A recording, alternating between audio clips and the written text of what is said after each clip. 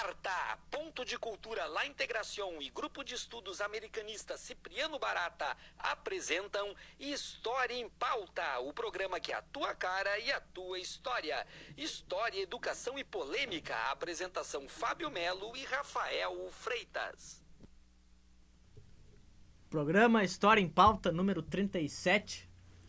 37. Hoje eu e o Freitas estamos aqui para falar sobre um autor que às vezes é renegado pela academia, Freitas, mas que não deixa de ter sua importância para a historiografia americanista. Olha, ele é renegado e isso é fruto de uma leitura enviesada aí, de terceira e quarta mão.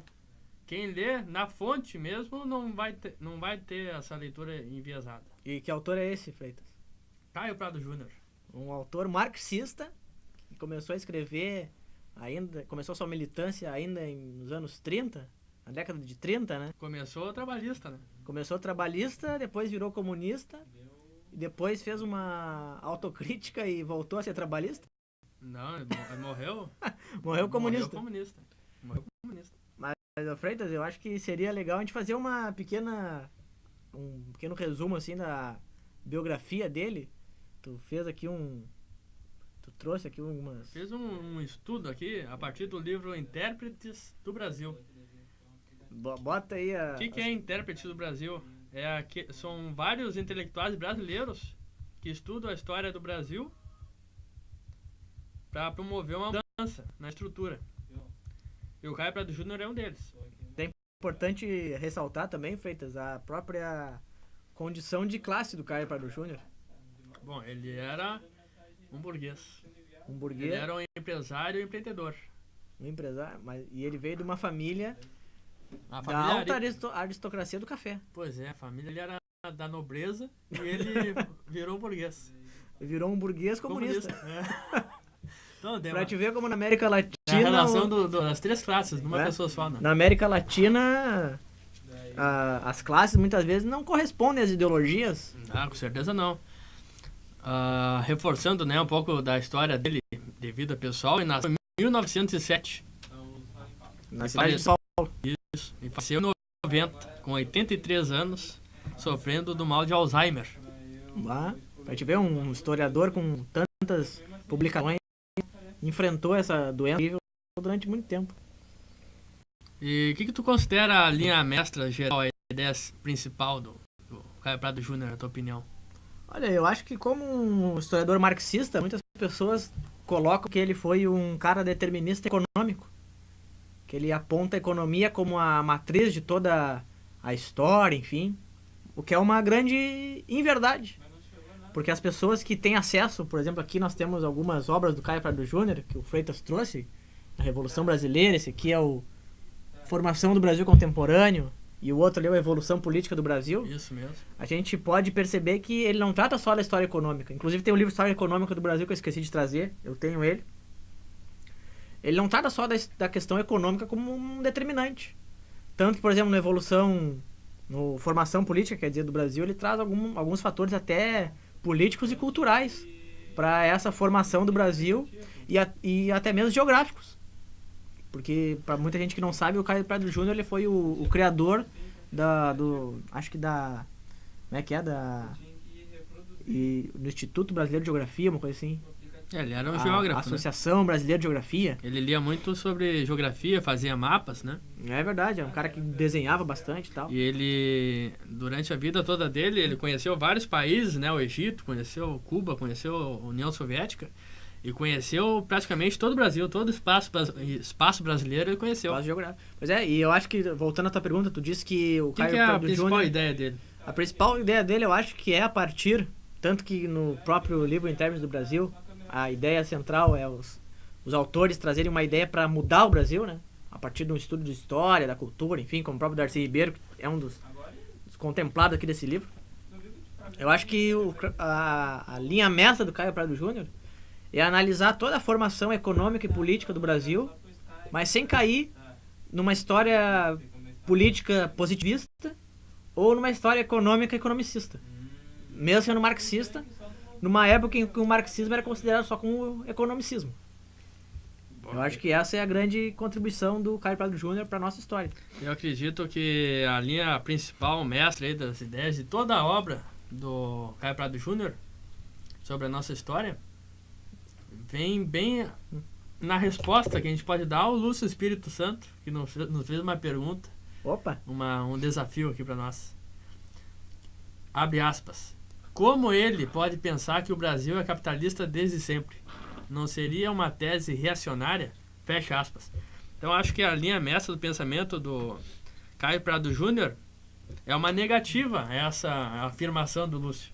Eu concordo. Ele nunca disse que o Brasil foi capitalista do início ao fim. E eu quero que o... Desde sempre. E seria interessante... Isso não está em parte nenhuma, nenhum livro dele. E seria interessante o Lúcio nos citar em qual livro ele diz isso, né? E qual a página E qual também? a página que ele diz que o Brasil... Também? Por exemplo, naquele livro do História Econômica Brasileira, que é um livro que eu já li, e que traz essa questão do Caio Prado Júnior, da economia, muita gente interpreta esse livro, História Econômica, como um livro em que o Caio Prado Júnior coloca aquelas questões da colonização de povoamento, colonização de exploração, mas a gente tem que entender que na época ele tinha acesso a um material muito, muito restrito sobre o Brasil, né? E muito do material que ele leu naquela época, lá nos 40, nos 30, para escrever o História Econômica, era um material muitas vezes vindo de fora. Então ele fala muito claramente em dois modelos econômicos, e às vezes ele cita a diferença entre os dois, e às vezes coloca que os Estados Unidos foi um modelo de povoamento, enquanto que no Brasil foi de colonização de... de exploração. Mas ele também coloca que aqui no Brasil as pessoas vieram não só para explorar, mas para povoar também. E despovoar os indígenas, né? Que eram os habitantes originais da nossa O que o Mariátegui falou sobre o método de colonização na América Latina vale para o Brasil, que foi um regime de despovoamento nativo. Teve um genocídio indígena aqui. É verdade. Mas, na verdade, eu acredito que se Caio Prado Júnior estivesse aqui como nosso convidado, eu responderia da seguinte forma ao Lucião. O Brasil é desde sempre colonial, economicamente. Eu acredito que essa é a linha mestra do pensamento dele. Ele diz que o Brasil da época dele ainda era colonial, e o Brasil da época dele, como nós podemos dizer que o Brasil da nossa época, tem a sua explicação no entendimento da sua colonização. É verdade. E o Caio Prado Júnior, ele não disse que o Brasil foi sempre capitalista. Ele disse que o Brasil, ele entrou na empresa colonial de Portugal, e num contexto maior da Europa ali, e enfim, da África também. Ele entrou numa etapa em que estava se desenvolvendo o mercantilismo, e que a partir de uma reação ao mercantilismo, o liberalismo vai ganhar força e o capitalismo vai se desenvolver a partir dessa lógica. E o Caio Prado Júnior, principalmente no livro História Econômica do Brasil, ele coloca muito claramente isso, que o Brasil ele foi colonizado numa época em que o mercantilismo estava já em pleno vapor na Europa lá, tanto que a costa africana estava toda pontilhada de feitorias que tentaram depois fazer no Brasil, enfim. E já entra no mercado, já entra na colonização, inserido nesse mercado colonial mercantilista, que vai dar um desenvolvimento ao capitalismo a partir daí. Tanto que, se a gente for analisar friamente, a história dos dias atuais é a história da Divisão Internacional do Trabalho. Justamente nesse sentido que o Caio Prado Júnior se correspondia com o Guten Frank. Exatamente. Então, desde o início da nossa colonização, se produzia alimentos para atender ao mercado externo. Então quer dizer que na Divisão Internacional do Trabalho nós estamos no mesmo lugar desde o início da formação do Estado Nacional Brasileiro. É verdade. E muitas vezes lutando para ser um privilegiado a ser explorado, para ser até se metendo em guerra interna aqui dentro da América Latina, como a guerra do Paraguai. Porque o que fazia valer mesmo era ser o explorado, ter o privilégio de ser explorado. Para os governantes brasileiros sempre essa foi a... Hoje em dia, por exemplo, com sai a Dilma, entra o Temer, o projeto mesmo, é o neoliberalismo. Ou seja, o Brasil quer ser o primeiro a ser explorado pelos mercados internacionais. Então, o direito a ser explorado e Quer ser, a mão de espoliado. obra, quer ser a mão de obra da terceirização da exploração Exatamente. da metrópole. Exatamente. Mas essa pergunta aí foi mal formulada aí pelo colega Lúcio, e eu sei por quê. Mas será que tem tendências... Eu desconfio que sim. Conhece o Muniz Bandeira? Conheço um grande sociólogo político. Como é que é? Estuda ciências políticas, relações internacionais. Política exterior do Brasil. Isso. Ele tem um texto muito bom chamado Aspectos Feudais da Colonização no Brasil. Olha aí. Olha como inicia o texto, que eu lembrei na hora do Lúcio. A tese de que as relações feudais pautaram o modo de colonização no Brasil gerou profundas controvérsias entre historiadores, economistas e sociólogos. Enquanto alguns autores perceberam e denunciaram estas relações como fundamento do sistema fundiário brasileiro, que persistiu, de certo modo, até o século XX, outros negaram sua existência, inclusive na caracterização das capitanias hereditárias. Tais controvérsias a respeito da existência do feudalismo ocorreram também na Rússia e em Portugal. Leon Trotsky, ao escrever a história da Revolução Russa de 1917, a elas aludiu, ressaltando que os estudos mais recentes demonstravam, de modo incontestável, a existência do feudalismo na Rússia e que seus elementos essenciais eram os mesmos do Ocidente, onde se incluiria o Novo Mundo, o Brasil. Então a gente pode dizer... A tese feudal tem origem no que... Então, será que o Lúcio seria um trotskista que tem dificuldade em assumir o trotskismo? É um trotskista incubado. Ele não se assume, mas ele é essencialmente trotskista. É uma denúncia, história é denúncia, né? É verdade, uma denúncia ao nosso companheiro aí, que tem até um blog muito qualificado, que é o Cidade Sol, e na foto de perfil ele coloca a foto do Stalin, mas na verdade as teorias dele são trotskistas. Não, e Cidade Sol, o que é o Sol? Se não é o deus dos Incas. Que ele critica vocês então escravistas, né? É um americanista aí. Ele é americanista e trotskista. É verdade. Mas, Freitas, o Caio Prado Júnior tinha interesses em matemática, biologia, história, geografia e filosofia. Isso aí é um problema. Aí eu posso fazer uma crítica pessoal. E eu acho que nunca foi feita. O Caio Prado Júnior tem livros de teoria marxista. E se tu for ver nas referências... Esse aqui é um deles, ó, por exemplo. Não, mas esse não é um deles. Tem livro que é só sobre marxismo. Só sobre teoria.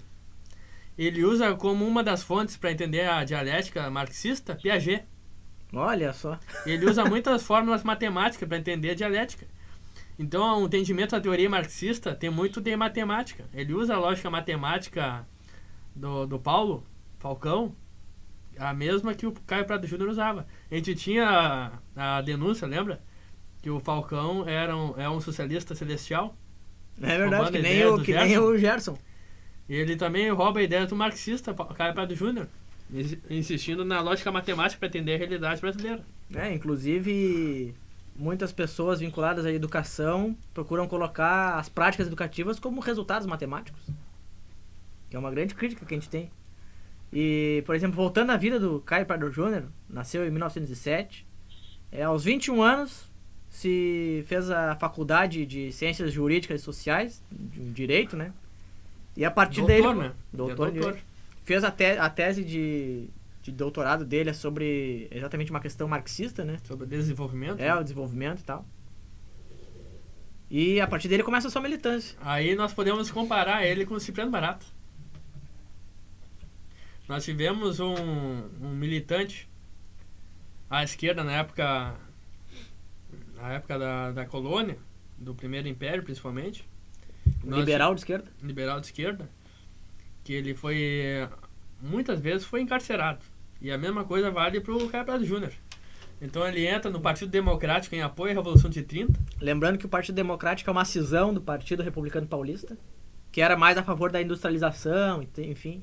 Então nessa campanha a Getúlio, por Getúlio, com 23 anos de idade ele é preso pela primeira vez. Vai fazendo a conta aí. Foi preso em 30. Em 31 se filia ao PCB. Será que ele se filia ao PCB por uma admiração ao Prestes? Eu acredito que é mais em oposição a Getúlio. Porque ele se torna opositor a Getúlio Vargas. Então, lembrando que em 31 era Partido Comunista do Brasil. A partir de 61 é Partido Comunista Brasileiro. E o PC do B, que liderado pelo João Amazonas. E o PCB continua com a linha prestista. Então, em 1935, ele se torna vice-presidente da Aliança Nacional Libertadora, em oposição a Vargas, e ele é preso pela segunda vez, sem julgamento, e os familiares são todos perseguidos. Bah. Jogam pedra neles, xingam eles comunistas, a esposa e filho. Um cara que veio de uma família aristocrática burguesa, né? Era chamativo naquela época, né? É verdade. Então, até hoje é, né? Então ele vai pro exílio na França e apoia o Partido Comunista Francês. Então a terceira prisão é quando ele é eleito parlamentar e o PCB se torna ilegal. Por 3 meses ele é preso. Então a quarta... Isso depois de 45. Porque em 45 os partidos são reconstruídos, o PCB é reconstruído. E tu tem uma grande denúncia a fazer. Eu tenho uma denúncia a fazer. Que quando o PCB é reconstruído, em 45, é eleito, acho que, não sei quantos deputados, entre eles o Jorge Amado e o... E a bancada comunista? E o Prestes é eleito senador. E quando o Partido Comunista foi cassado pelo Dutra, que era o presidente... Aquele, o homem do livrinho, que o Temer citou. O Temer disse que quando tiver alguma dúvida vai ver o livrinho, que é a Constituição na época do Dutra. Não, o Temer quer obedecer à Constituição do Dutra. Não, mas o homem do livrinho que o Temer fala, acho que é o Ulisses Guimarães. Ele falou Dutra. Então Então é o Dutra. Mas aí é que tá, quando o Dutra ele foi eleito, né, com o apoio do Getúlio, que tinha um grande carisma popular. Só que quando se elegeu, se afastou da política nacionalista do Getúlio. Começou a importar vários produtos estrangeiros, começou a favorecer os capitalistas internacionais, começou a favorecer o imperialismo, acabou com a indústria nacional que o Getúlio tinha criado, enfim. E só tinha 2 senadores que protestaram contra a cassação do Partido Comunista do Brasil. Um deles era o Prestes, que foi cassado lá em seguida, né? O mandato dele foi cassado em 47. Então alguma coisa de marxismo ele aprendeu com a Olga. É verdade. Inclusive a nossa convidada da semana passada falou muito bem sobre a Olga. E o outro senador que fez denúncias contra a cassação do registro do Partido Comunista foi o próprio Getúlio, que era senador, foi eleito senador por São Paulo e pelo Rio Grande do Sul. Ele assumiu só a cadeira do Rio Grande do Sul. Mas não foi ele que cassou. Não foi o Getúlio, foi o Dutra, que se afastou da política do Getúlio, se aliou à UDN, do Carlos Lacerda. Inclusive o Carlos Lacerda participou da Aliança Nacional Libertadora, quando o vice-presidente era o Caio Pardo Júnior. O Carlos Lacerda era um militante, um jovem advogado, eu acho. Então esteve a 4ª prisão na época da revista Brasiliense. Que deu origem à editora Brasiliense. E no golpe de 1º de abril, com 63 anos... 5ª prisão. Tem a 5ª prisão. Eu acho que eu tô me embaralhando aqui. Não, acho que a 4ª foi durante o golpe, quando ele era editor dessa revista. Isso. Aí a 5ª foi em 70. 4 anos e 6 meses de prisão, devido a uma entrevista onde ele teria incitado estudantes à luta armada. Será que hoje em dia alguém poderia ir preso por incitar os estudantes a ocuparem escolas? Na verdade, na entrevista ele diz que o jovem tem que lutar pelos seus direitos. Aí entenderam que é a luta armada. É verdade. Mas é uma luta de militância. Enquanto ele estava preso, o filho dele se suicidou. Eu devo ter me enrolado aqui, tio, mas ele foi preso quantas vezes? 5 vezes. 2. Depois ele foi pro exílio. 3. 4, 5. 5 vezes. Então ele foi Foi o Cipriano Barata do século XX. República. Da República. Foi o Cipriano Barata da República. Então, cada um leu um livro, né? Então, o livro que eu li para apresentar para hoje foi um livro lançado em 33, chamado Evolução Política do Brasil, que na segunda edição se chamou... Aliás, na primeira edição teve um subtítulo, Ensaio de Interpretação Materialista da História do Brasil. E na segunda edição teve outro subtítulo, Ensaio de Interpretação Dialética da História Brasileira. E na terceira vez mudou o nome de novo, na terceira edição. Evolução Política do Brasil e Outros Estudos. Que aí tem texto de geografia, de demografia, e tem um texto sobre a geografia de São Paulo. E tem o livro sobre Cipriano Barata, tem o texto sobre Cipriano Barata também. Talvez por ele conhecer a história do Cipriano Barata que ele se baseou pra fazer a sua militância e ser preso tantas vezes. Ele admirava muito, né? Admirava muito. Eu acho que ele foi o primeiro historiador que trouxe o Cipriano Barata, então, pra... Provavelmente. O Sodré também tem a ver qual foi primeiro. Acho que foi o Caio Prado Júnior primeiro, né? Será que a gente pode chamar o Caio Prado Júnior do primeiro historiador marxista do Brasil? Acadêmico, sim, porque ele participou do início da USP. Caio Prado Júnior não é totalmente à margem da academia como o Sodré foi. Ele participou das primeiras aulas, não foi ele que deu na USP? Ou ele foi um dos primeiros alunos? Ele teve participação na origem da USP. Então não é totalmente à margem, não. Sendo que ele é do direito, né? Ele não é à margem da academia. Que na época o direito era todo grande, o cara que tinha uma família rica. É o caso dele. Ser advogado era top. Até hoje as pessoas têm essa fantasia, né, de ser advogado, é ser bambambam e tal. Então, na verdade o legal é ser historiador, né? Sim. Por enquanto é legal ainda, né? Um dia vai ser legal. Então, as 3 ideias básicas desse livro que eu identifiquei, então ele coloca a questão do latifúndio como um problema para o desenvolvimento do país. Ele é um dos primeiros a colocar as massas populares na história, mesmo que de um jeito desorganizado. Ele cita as revoltas negras dos escravos, a balaiada, a praieira e a sabinada, se não me engano. E ele fala da revolta da Guerra Civil dos Farrapos? Não, ele cita 2 vezes só. Cita apenas 2 vezes. Mas o Sodré é mais fã dos Farrapos do que o Caio Prado Júnior. E uma ideia muito importante que está nos outros livros do Caio Prado Júnior é o descompasso entre as necessidades das classes trabalhadoras e o encaminhamento político determinado pelas classes hegemônicas. Explica isso melhor, Freitas. Bom, ele no... Pô, tu quer que eu explique isso, velho? Ele pegou no rodapé aqui. Pega ali, ó. Uma das mentiras que dizem sobre o Caio Prado Júnior é que ele divide a história, o Brasil colonial, em 2 classes.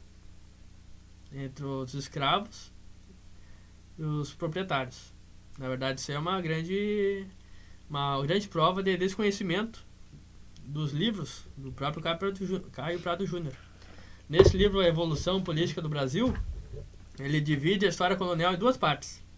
A primeira, que é o primeiro século e meio, que há uma tentativa de enfeudação do território, e há uma simplicidade na economia. Então há 2 classes antagônicas,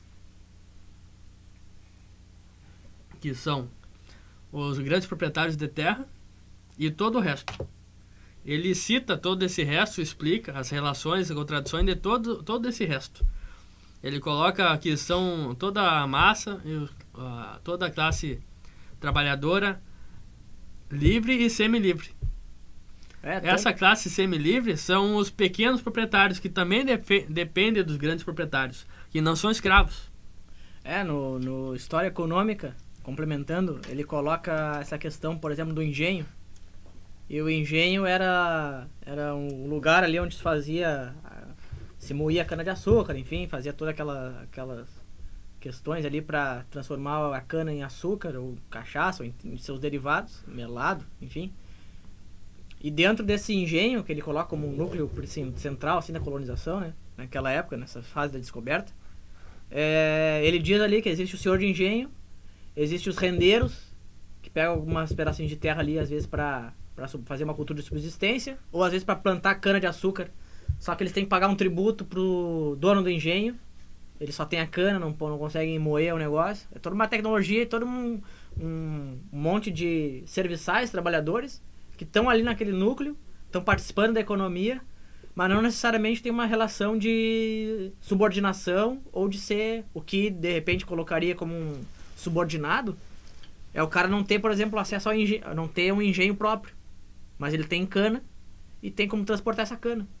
Mas, por exemplo, um cara que é encaixotador, ele pode ser considerado um trabalhador assalariado. Ganha um dinheiro ali para fazer uma caixa e tal. Ou um escravizado, que poderiam pegar o escravizado para trabalhar só na questão de fazer caixa para transporte do açúcar. Mas isso vale para qual período? Para esse período colonial, hein? Primeiro século e meio? Não, acho que não a primeira fase. Eu acho que a primeira fase vai até lá 1930. Até o final da invasão holandesa aqui. Vale um pouco depois que começam a se estabelecer de fato os engenhos. O autor... Acho que um pouco antes, é que os engenhos é muito relativo, né? Porque, por exemplo, os engenhos lá no Nordeste teve uns que deram certo, tem outros que não deram certo. Em São Vicente, ali onde é Santos, São Paulo, teve uns que não deram certo também. Teve uns que deram certo por algum tempo. Então, respondendo a tua pergunta aí, desse descompasso, então, nesse primeiro momento, o poder maior é das câmaras municipais, dos grandes fazendeiros, que mandam mais que a coroa. Por quê? Porque eles fazem o serviço da coroa. É uma colonização através do setor privado. Não é uma colonização estatal. Na verdade, a coroa ela dava uma carta de concessão pros caras. Uma sesmaria? Uma sesmaria. Tanto que, por exemplo, a primeira atividade econômica que o Caio Prado Júnior relata no livro História Econômica do Brasil é a extração de pau-brasil. Só que, para extrair o pau-brasil, do Brasil, no caso, a coroa de Portugal deu uma concessão de 3 anos por um nobre português, uma coisa assim, que queria fazer essa extração. E o nome desse cara era Fernando de Noronha. Hoje em dia tem o arquipélago Fernando de Noronha aqui no Brasil. Esse foi o primeiro cara que teve uma concessão real de explorar o território brasileiro. Só que daí quando os franceses começaram a também explorar aqui, tentando pegar o pau-brasil e tendo contato com os índios, aí sim que Portugal começou a pensar no modo efetivo de ocupar o território. Sim, devido às invasões também, o comércio, o tráfico que existia promovido pelos franceses. Uma questão de competição, Portugal, conforme Caio Prado Júnior, se sentiu na obrigação de ocupar o território, para não perder o lugar. Mas uma curiosidade que eu tenho, em História Econômica do Brasil, esse primeiro ciclo econômico do pau-brasil, o Caio Prado Júnior denomina como capitalista? Não, ele coloca do seguinte ponto de vista, que esse ciclo ele só existiu porque existia um mercado que por exemplo, que estava disputando o pau-brasil, né? Os franceses estavam aqui também fazendo a mesma coisa, entrando em contato com índios, pegando pau-brasil e levando para a França, sem que, quer dizer, Portugal sabia, mas nesse primeiro momento não havia essa disputa. Mas quando Portugal achou que poderia perder, aí sim que eles começaram a entrar no território. Mas, como havia uma demanda dessa tintura, ou da própria madeira para construir embarcações, enfim, ou móveis, utensílios domésticos, a gente pode encarar essa primeira fase, que o Caio Prado Júnior coloca como até irrelevante, assim, porque não foi alguma coisa assim planejada, que nem foi a colonização posterior, com as capitanias hereditárias, com a distribuição de sesmarias, com os engenhos. Talvez não tenha nem criado o modo de produção aqui nesse momento. Não criou um modo de produção porque o máximo que afetava, ele coloca no livro História Econômica do Brasil, o máximo que afetava essa pequena economia do pau-brasil era, por exemplo, as áreas que tinham pau-brasil ficaram desmatadas, os portugueses procuravam outras. E a relação de trabalho com os índios... Foi uma colonização nômade? Mais ou menos. Porque, por exemplo, o indígena, ele não tinha... não afetava também a vida do indígena extrair o pau-brasil e dar para os portugueses. Por exemplo, o português chegava lá com um espelhinho, ou com uma faca, com algum objeto cortante, enfim, que para os portugueses era uma quinquilharia, uma velharia. E os indígenas, como nunca viram aqueles artefatos, achavam que era uma coisa legal, né? E em troca iam lá buscar um pau-brasil, mas não afetava a vida indígena, o modo de produção ali, o modo comunitário da aldeia. E no passo dos portugueses dava um lucro para eles. Então a gente pode dizer que essa primeira fase, uma fase de reconhecimento do território, uma fase onde a colonização não foi planejada de forma tão eficaz quanto nas próximas décadas e próximos séculos do século XV, XVI, XVII, XVIII, mas já estava assim inserida num contexto mercantilista. Em Portugal, enfim, os primeiros engenhos que foram instalados aqui no Brasil, aí já mais posteriormente, já tinham um capital bancário dos holandeses, que dispunham dinheiro e crédito para alguns nobres ou filhos de nobres, ou nobres decadentes portugueses instalarem engenhos aqui e fazer fortuna, enfim. Então pode-se dizer que sim, já foi... Essa primeira fase já era inserida num contexto, porque existia uma demanda de pau-brasil para construir barcos, imagina só. Estava em pleno auge que eles chamam de grandes navegações, Da né? Revolução Comercial. De uma revolução comercial. Então não precisava de barcos melhores, de barcos mais velozes, mais resistentes também às tempestades, enfim, à fúria do mar. Bom, tentando responder a tua pergunta, nessa primeira fase aí após a descoberta, até o período de invasão holandesa aqui no nosso território, as mudanças políticas, as leis que a coroa promovia aqui no Brasil, era defendendo o monopólio de produção de alguns produtos. O pequeno proprietário não poderia rivalizar comercialmente com os grandes proprietários. Então a coroa sempre criava empecilhos para o desenvolvimento da autonomia dessas outras classes que não eram dos proprietários. Então houve nessa primeira fase um descompasso entre as medidas políticas do Estado, que era metropolitano, que era da metrópole, e as necessidades das classes dependentes. Não teve nenhum esforço da coroa para dar autonomia para os pequenos proprietários das glebas, para os trabalhadores escravizados, que foram primeiro os indígenas, depois os negros. Então há esse descompasso desde a primeira fase. E na segunda fase, o que acontece? É a partir da vinda, o marco da segunda fase é quando acaba as guerras holandesas e termina em 1808. Aí surge uma complexidade na economia. Essa parte os críticos não leram. Nessa segunda fase se cria uma nova classe, que é uma classe dos imigrantes portugueses, comerciantes, que o Caio Prado Júnior chama de burgueses. Então há aumento de restrições ao comércio em relação aos brasileiros, que era a elite da primeira fase, que eram os grandes proprietários brasileiros, e o Estado começa a favorecer essa burguesia portuguesa. Então há um monopólio no comércio para os estrangeiros. Então há esse descompasso também na segunda fase. O Estado faz grandes mudanças, muda a fisionomia da colônia para favorecer apenas uma classe. Então as necessidades das classes subalternas são escanteadas. Por isso é tão importante o resgate que ele faz de levantes populares. Sim. Mas são levantes populares que, devido talvez a desorganização, talvez até a poucas experiências de lutas revolucionárias, são bastante limitadas e não chegam a alterar nenhuma medida do governo, tem influência dessas revoltas populares, nem a Lei Áurea. Que a gente compreende como uma contra-revolução. Isso ainda nós vamos fazer uma campanha militante de convencimento através de alguns textos americanistas aí. Então eu creio ter respondido de um modo meio complicado aí essa questão no descompasso entre a necessidade das classes trabalhadoras e as mudanças promovidas pelo Estado para favorecer aqueles que já estavam na hegemonia da organização social. Então o Estado sempre foi meritocrático, desde a época da colônia. Essa meritocracia, eles privilegiam quem já está hegemônico na sociedade brasileira. Então sempre há esse descompasso aí. Então o livro A Evolução Política do Brasil trabalha a história colonial até 1808. Para o Caio Prado Júnior, a independência, que foi uma revolução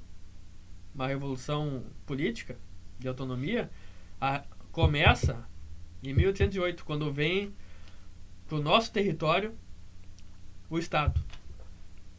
O governador, o principal, o mandatário principal, o rei, vem para cá. Então aqui deixa de ser colônia para ser metrópole.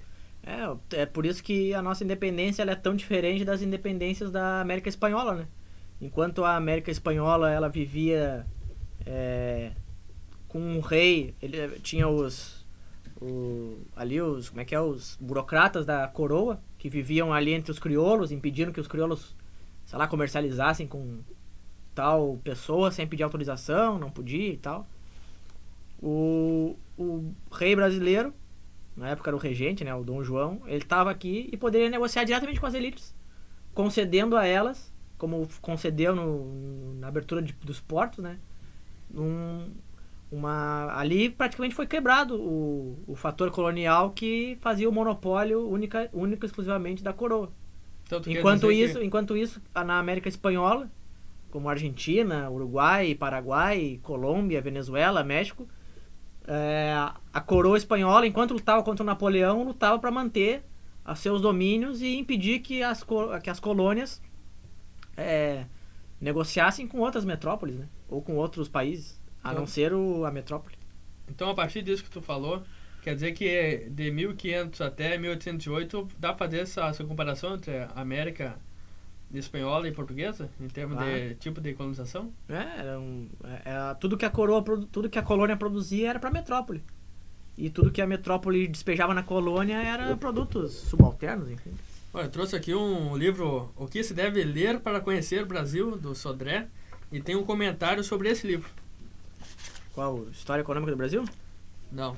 O Evolução Política do Brasil. O que o Sodré fala? Primeiro ensaio de aplicação do materialismo histórico ao caso brasileiro, com as deficiências naturais da iniciativa pioneira e o caráter demasiado sumário que apresenta. Mostra, entretanto, e nisto está o mérito principal da obra, o caráter frágil e rotineiro dos trabalhos consagrados à necessidade de ampla e profunda revisão na história de nosso país e a importância muito maior do método do que da pesquisa de fontes. Tá aí, de certo, uma crítica à própria rigidez do marxismo na época, que chegava a ser positivista. Nós já debatemos algumas vezes isso aí aqui. O Sodré coloca como mais importante o método. Em segundo lugar, a pesquisa nas fontes. É verdade. É mais fácil o cara ter um método e não ter fonte nenhuma do que ter fonte e não ter e ter um método rígido, né? Aqui está sendo polemista, né? E o outro livro que é Formação do Brasil Contemporâneo, olha o comentário que o Sodré faz. Conquanto o acabamento desta obra seja muito superior ao da anterior, apresentando Caio Prado Júnior conhecimento muito mais profundo dos fatores que intervieram na formação colonial brasileira, ela representa distanciamento do método adotado naquela. Verifica-se nesta a aplicação de critérios ecléticos, algumas vezes acertados, perdendo o conjunto, aquilo que o trabalho ganha nos detalhes, na amplitude. Apesar disso, é o melhor trabalho histórico já escrito sobre a fase colonial do Brasil, aquele em que os acontecimentos são melhor situados, em que a análise é mais objetiva, em que são devidamente coordenados os fatos, as pessoas, o quadro social e o quadro econômico. A colonização lusa é condenada com veemência.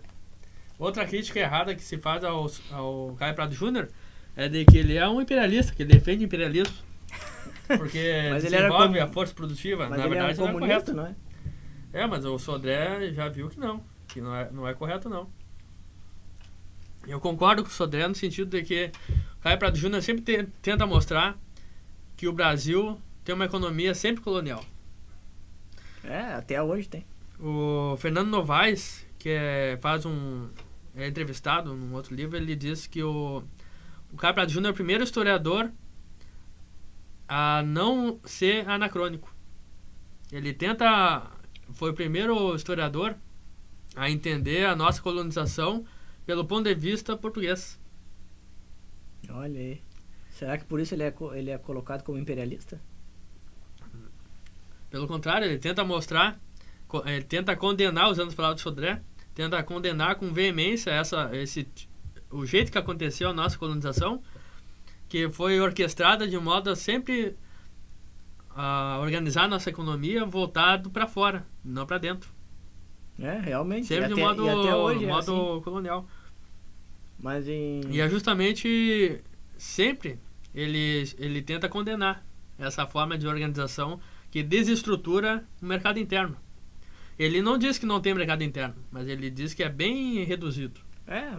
Basta ver que não teve até agora uma grande reforma agrária ou uma reforma urbana. E a reforma agrária sempre foi uma luta do Caio Prado Júnior. A questão, tem artigos dele que é só sobre a questão agrária. Então eu quero comentar um pouco sobre o empreendedorismo aí, do nosso personagem principal de hoje. Em 43 funda a editora Brasiliense, que em 46 Monteiro Lobato se torna sócio. 2 intelectuais.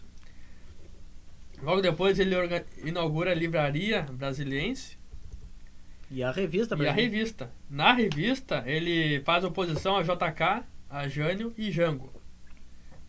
E critica também o apoio do PCB ao JK e ao Jango. Então essa revista teve 52 edições. E em 64 é apreendida pela ditadura. E a sua gráfica europeia, que ele também criou para imprimir os seus livros, foi destruída. Será que ele usou todo o capital dele de latifundiário cafeicultor para investir nessa empresa de editor? Eu já li que ele montou a Brasiliense com verba de uma herança. Inclusive esse livro aqui, o Revolução Brasileira, é editado pela Brasiliense, que editou... Não sei se ela existe ainda. Existe, né? Acho que existe. Editou todos os livros do Caio Prado Júnior e tem uns trabalhos bem interessantes. Inclusive aquele livro que eu já trouxe aqui do Léo Huberman, Nós, o Povo, a história da riqueza dos Estados Unidos, é da editora Brasiliense. E é a única editora que eu já vi editar esse livro, o do Léo Huberman.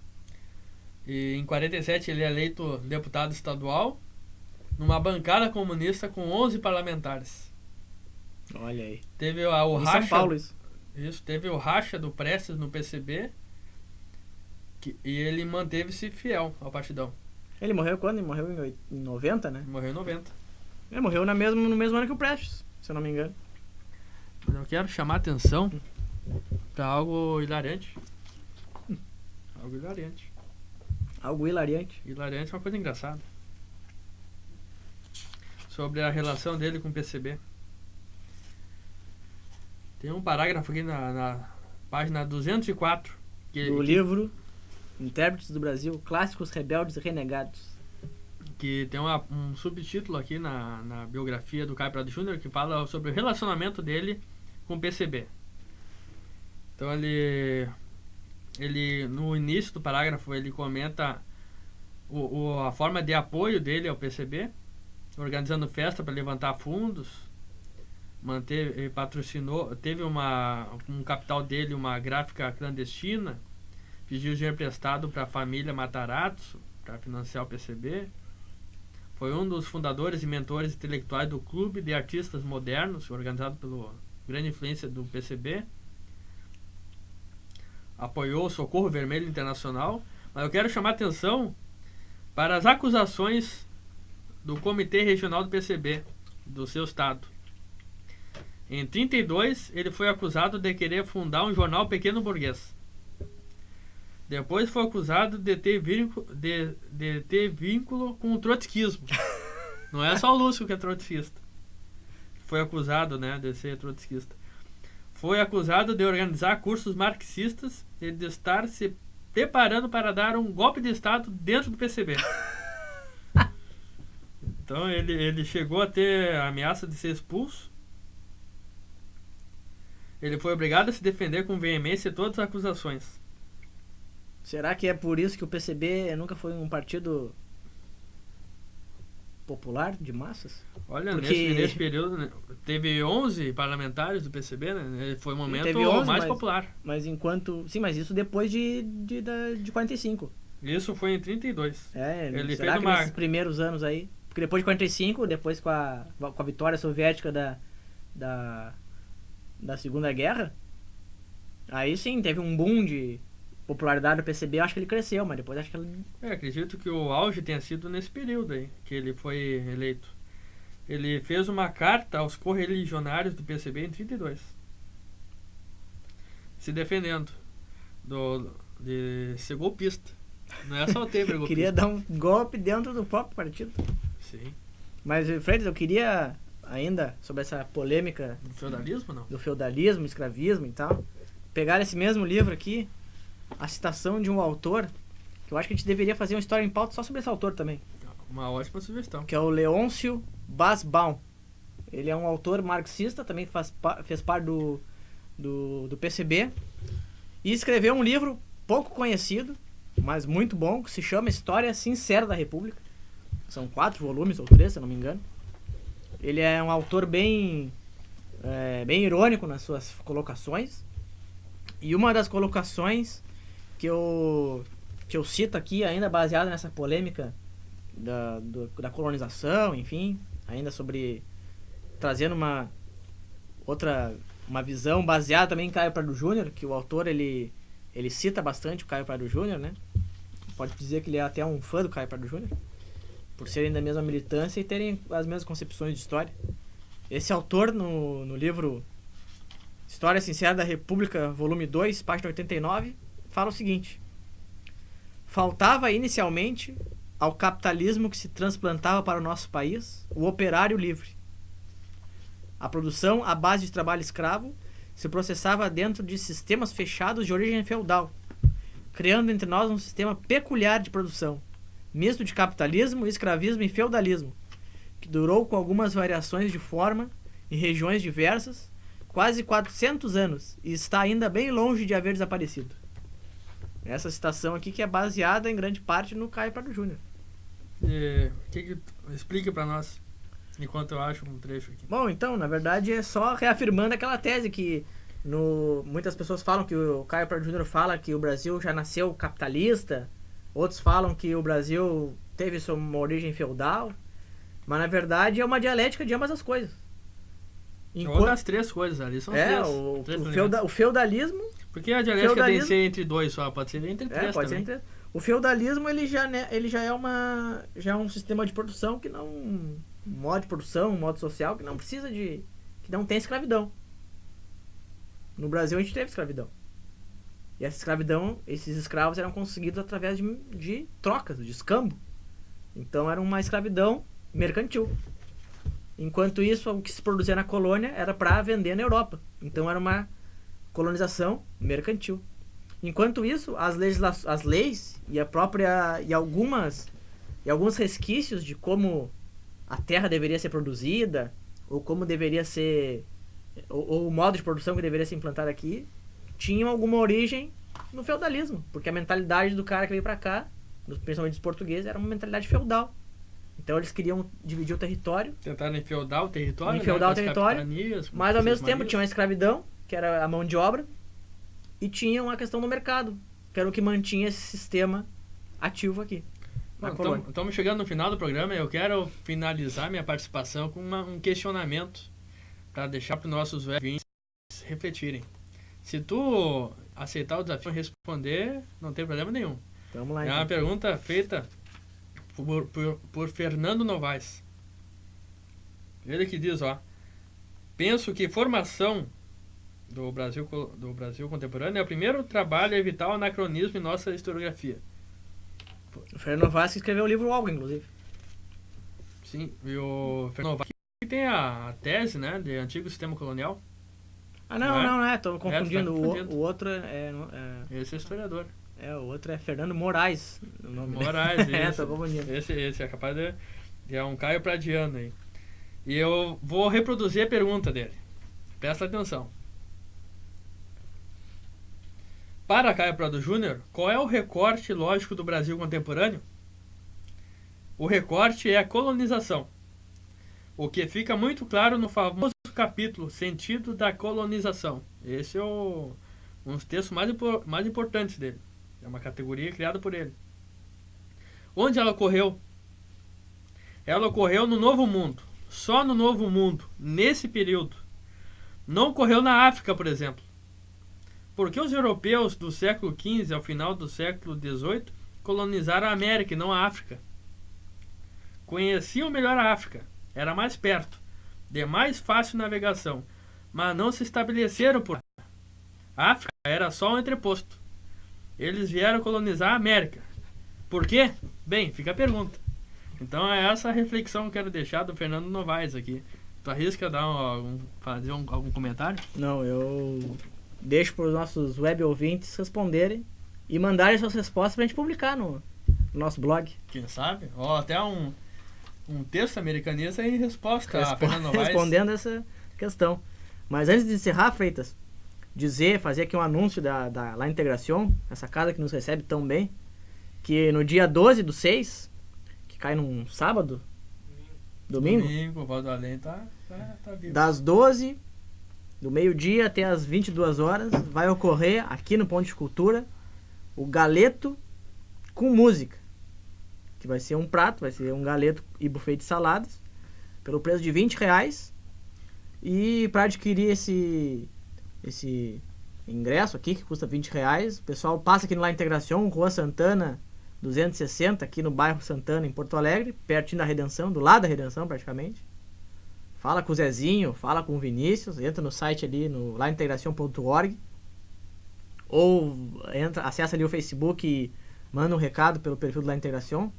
Dia 12/6, sábado, do meio-dia às 22 horas, galeto com música aqui no Ponto de Cultura La Integración. R$20 o preço. Vamos estar presentes aqui, Freitas. Farei o possível. Vamos e também fazer o possível. Vai ter uma feirinha de livros usados. Vamos. Mas isso aí vamos deixar pro nosso síncrese. Estamos aí. É uma possibilidade. Se não acontecer até lá, a gente faz o nosso síncrese americanista. Então tá feito o convite aí. Pessoal, comparecendo lá na Integración. E não esquece de adquirir o seu ingresso, R$20. Vamos encher essa casa aí de cultura e de debate e de polêmica.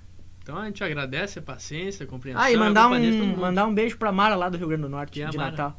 Ela sabe quem é. Então é isso, Bueno. Um abraço no coração.